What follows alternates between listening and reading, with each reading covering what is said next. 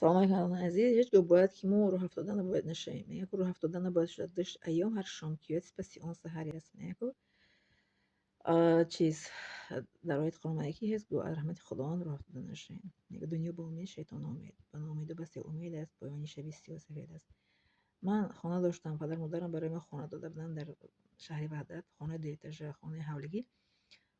بچه اپای کلانیم بانکروت شد. بعد مدیر رحمتی من خواهش کرد که یاردم که خانه گیتونه قرض گفتن که می دختراتون برین. اپام سه تا دختر داشت، دختر از شوهردار خانه‌دار چی دیگه مایده بودن خرکوش مکتب خوندن. پدرم نکیم زید به پدرم گفت که نه کارو نکن دختر جون که در کوچه میمونی. بعد ما شوهر یکم جدوش دیگه بودم ولی به شوهر بودم. ما بعدی شوهر یکم با شوهر دیم کردن در خانه پدر مادر بودم. خانه نکیم بنوی بود.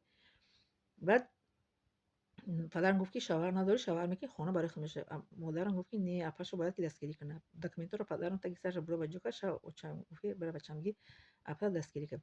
خب اپا ما خلاص کلام دستگیری کردیم. خانه ما رو فروختیم، پول دادیم بانکوتی که بین رفت. چی میگن اپام جو بجو شد. بعد پدر مادرم با اپام گفت که دیگه بد که من دخترم که یک شد ام پول خانه شد تینگی ام خانه رو خریده بتونه. بعد اینو پولی هم پیشینه رو دادن. پول پیشینه که وقتی که تا 15 تا پیش فروخته منم پول دادن. ما پول در شوهرم داد تا دخترم دادم. این ماشین خرید.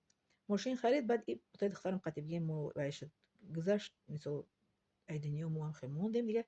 انا خشتاورم که دا شوهر دادی شوهر یوردم کردی برای شوهر توجه کنه. خانواده شوهر خسر خشتامونو که تو خشتاوری دارنده داری برای جور کنه برای توپی فوتبال کردن اوس پرستن.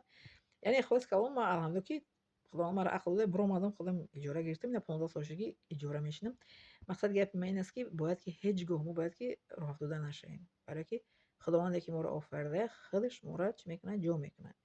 خانه در ندارم نکیم که در کوچه خواب نیستم. این شب و روز میبینی که چقدر آدمو در کوچه خوابن، چقدر آدمو گشنه خواب میرون. برای همین ما باید که با رحمت خداوند چی میگن باور داشته باشیم. خدا را این بار میخره و توکل به الله تعالی نکنه. خداوند مرا خانه داد گرفت. بود نصیب باشه خانه را میدید، نباشه برای خانه زشت نکار نیست.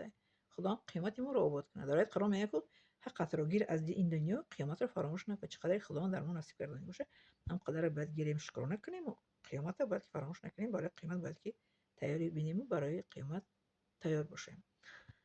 برای همین قصه مثال برای شما آوردم که مثال دستگیری کردن مرا این کردن توی فوتبال کردن. گفتن که خانه شوهرم که خشتوار دارنده برای خشتوار چیکار خشتوارم که شوهر تسمی خانه را گرفت دادی برای خانه خشتوار شوهرت را جو کنه فرزند قدی. لیکن من چی گفتم خداوند که مرا خلق کرده همون مرا در همه جو میکنن. نگاه بین میگه درست قرض میتم میگه دارید قرآن که کسی که از خداوند میترسه خداوند رو از آنجا اون گونه رزق میدهد که انسان خودش نمیدونه که رزق از کجا میآید. بله التماس подписаться и лайк موندن رو فراموش نکنین.